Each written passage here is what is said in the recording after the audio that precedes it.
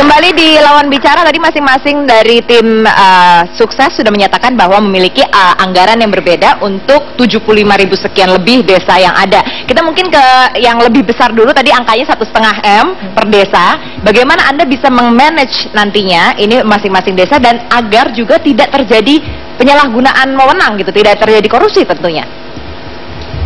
Pak Joko Widodo itu orang desa, lahir dan besar dan datang dari desa. Jadi beliau memiliki apa yang disebut dengan local wisdom. Dan kita percaya bahwa desa dapat mengelola keuangan dan amanah yang diberikan oleh negara itu dengan baik.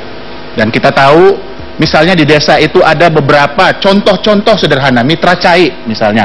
Itu bisa dikelola, itu mengelola sumber daya. Tetapi bisa air itu dibagi merata dan dipertanggungjawabkan sehingga kemudian hasil panen juga bagus. Subak di Bali itu adalah mekanisme pengelolaan sumber daya yang bagus. Prinsipnya adalah gotong royong. Di dalam gotong royong itu ada prinsip-prinsip pengelolaan secara bertanggung jawab.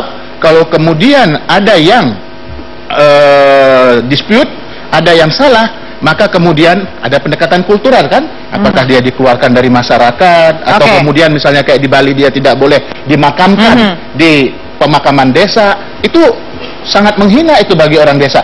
Jadi kami percaya ya bahwa desa memiliki potensi secara traditional knowledge untuk mengelola yang kita sebut dengan tata kelola yang baik, good governance itu.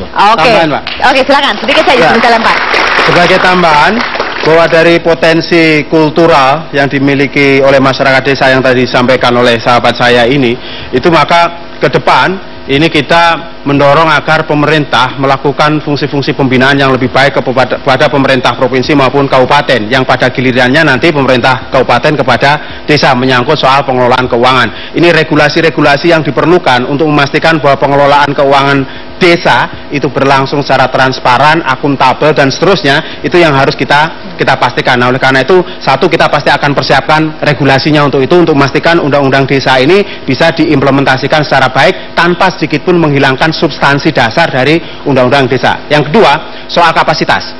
Nah, tentu kita akan melakukan berbagai bentuk pendampingan dan asistensi menyangkut soal peningkatan kapasitas pengelolaan keuangan desa, manajemen tata kelola pemerintahan. Ini salah satu yang menjadi orientasi utama kita juga di dalam memberdayakan desa. Nah, kita tahu bahwa sebenarnya karena social trust di masyarakat ini kan masih sangat tinggi kalau di desa. Nah, cuman potensi-potensi yang terkait dengan administrasi keuangan dan segala macam itu harus terus didampingi dan diberdayakan. Yang ketiga adalah soal keterbukaan informasi. Ini yang penting, ya kan? Karena kalau kita bicara soal bagaimana masyarakat desa atau katakanlah kepala desa yang biasanya megang uang cuma 100 sampai 150 juta per tahun, tiba-tiba misalnya pegang 1,5 miliar per tahun, ini kan bisa bermasalah kalau tidak didampingi. Nah, oleh karena itu masyarakat juga harus dilibatkan di dalam proses pengawasan dan pengelolaan keuangan desa. Apa yang dimaksudkan oleh tim sukses dari Pak Jokowi JK itu adalah perlunya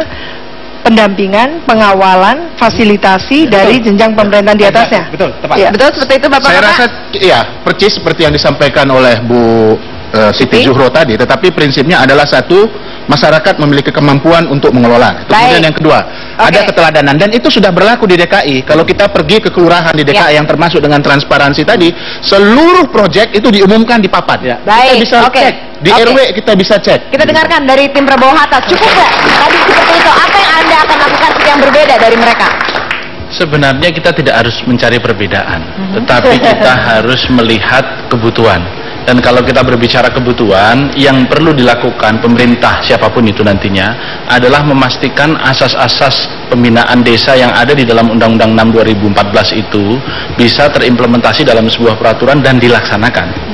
Karena di situ sudah ada asas kebersamaan, ada asas gotong royong, ada asas partisipasi, ada asas musyawarah. yang kesemuanya itu kalau dilakukan dalam bingkai Badan Permusyawaratan Desa yang ada di dalam undang-undang ini, berikut mekanisme kontrolnya, itu akan memastikan bahwa setiap sen yang dikucurkan oleh rakyat Indonesia melalui APBN maupun APBD itu dipertanggungjawabkan secara terbuka dengan penuh kekeluargaan dan dengan penuh koreksi terhadap apabila terjadi kesalahan.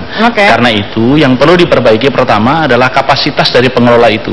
Karenanya ketika undang-undang desa ini nanti mulai dijalankan pada APBN 2015 yang akan datang, maka pendidikan tata kelola keuangan harus dilakukan terhadap seluruh aparat pemerintah desa yang memang dibutuhkan ketika hari ini mereka baru menerima di angka 25 juta satu tahun, katakanlah seperti di Purworejo, tetapi kita juga tahu misalnya di Kutai Timur sudah 2,4 miliar satu tahun begitu, sehingga memang ini yang perlu ditingkatkan sehingga akuntabilitas itu dengan sendirinya berjalan apabila petugas yang melaksanakan itu memiliki pengetahuan yang cukup. Oke, tapi bagaimana Anda nanti memanage-nya, karena jumlahnya tidak sedikit lah, 1 miliar, kemudian jika nanti memang terpilih Prabowo Hatta itu akan langsung dilaksanakan serentak dong, tak pastikan ada apa, atau memang nanti ada tahapannya, seperti apa gambarannya untuk memanage uang ini gitu dari Prabowo Prinsip Hatta? pembinaan desa ini kan berbasis pada otonomi daerah. Sebenarnya yang paling bertanggung jawab adalah bupati dan wali kota, bukan presiden dan wakil presiden. Presiden dan wakil presiden meletakkan peraturan perundang-undangan yang dibutuhkan bagi kemudahan aparatur desa di dalam diberikan pembinaan oleh pemerintah kabupaten dan kota. Itu yang pasti. Oke, berikan tepuk tangan. Tadi kita sudah dengar sendiri. Oke, Bapak sekaligus juga dari para panelis masing-masing memberikan evaluasi, Pak, sekaligus. Tapi ini kecil saja. Statement ini ada pernyataan, mohon dicek ini, Menteri Dalam Negeri Gamawan Fauzi mengatakan bahwa bantuan desa akan cair Juli tahun 2014 ini. Jadi nggak ada hubungannya dengan masalah apakah presiden nanti akan siapapun yang terpilih, bahwa ini akan cair memang.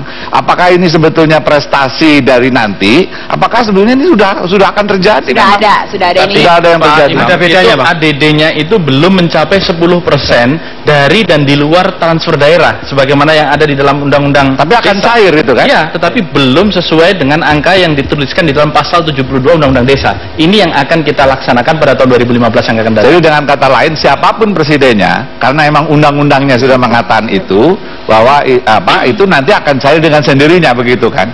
Siapapun presidennya. Betul. Baik. Jadi bedanya sedikit kan gini Bang, ini tambahan sedikit. Bedanya, jadi kalau yang sekarang itu kan ibaratnya dana desa itu harus dititip-titipin ke departemen-departemen pemerintah lah. Misalnya kan, katakanlah dana desa titipin departemen dalam negeri, keluarlah program namanya PNPM Mandiri. Nah kira-kira kalau basisnya dari undang-undang desa, yang nanti Jokowi JK ini akan memastikan bahwa seluruh regulasinya ini benar-benar bisa implementatif dan dilaksanakan, maka nanti langsung, sifatnya lebih langsung. Jadi tidak dititip-titipin lagi, sehingga tidak habislah untuk hal-hal yang sifatnya rumit. Jadi uang rakyat dikembalikan kepada rakyat. Betul, tepat sekali. Gitu. Baik, oke. Masing-masing panelis, Ibu Siti Juso, Bapak Imam, untuk memberikan evaluasi kepada terkait dua tim. 1 menit dari Ibu Siti terlebih dahulu. Silakan. Iya, kita sudah mendengarkan visi misi dari tim suksesnya Pak Prabowo Subianto Hatta Rajasa dan juga dari Pak Jokowi dan Pak JK. Intinya sebetulnya tidak terlalu jauh berbeda. Jadi visi misinya itu sama, dari rakyat, oleh rakyat, untuk rakyat. Ada yang harus ditambahkan, gitu ya? Bu? Ada yang harus ditambahkan dari yang beda adalah masing-masing menokohkan leadernya. Kalau pasangan dari ini, tim sukses dari Pak Jokowi JK lebih sering menyebut namanya Pak Jokowi. Tidak hanya dia dari desa, dia sudah sangat familiar dan sebagainya. Sementara yang dari Pak Prabowo Hatta itu lebih pada argumen-argumen yang lebih konkret, yang lebih mungkin reasonable untuk dilakukan. Lebih itu. Ini penokohan yang lebih kental ke Pak Jokowi ya. Timbang Pak Prabowo tidak disebut seperti itu. Baik, silakan Mas Imam. Saya melihat paradigma dari kedua belah pihak tidak terlalu berbeda. Ya. Dan bahkan kalau mau secara konsisten nanti akan diterapkan prinsip gotong royong, siapapun nanti yang akan jadi, apalagi kalau misalnya Jokowi JK jadi, maka harus punya tanggung jawab merangkul dari pendukung-pendukung Prabowo Hatta. Oleh karena itu tidaklah masuk akal di dalam kampanye ini misalnya berlempar batu untuk saling menyakitkan, karena toh nanti hasilnya kalau ada presiden yang luka atau pendukung yang luka, itu akan merugikan bangsa. Oleh karena itu mari kita kawal pemilu ini, jangan sampai ada satu pihak yang terluka berlebihan. Sliding tackle boleh dilakukan, tetapi jangan sampai tidak sportif di dalam melakukan sliding tackle. Baik, terima kasih para panelis. Terima kasih juga kepada para tim dari Capres-Cawapres atas kehadirannya, dan kita harapkan pada presiden mendatang akan lebih menekankan pembangunan kepada desa, karena selain bisa membuka akses keadilan bagi masyarakat desa, roda pembangunan Indonesia juga bisa digerakkan dari bawah. Saya Andini Effendi, inilah Lawan Bicara, bukan hanya sekedar debat, tapi adu argumentasi yang bermartabat. Selamat malam.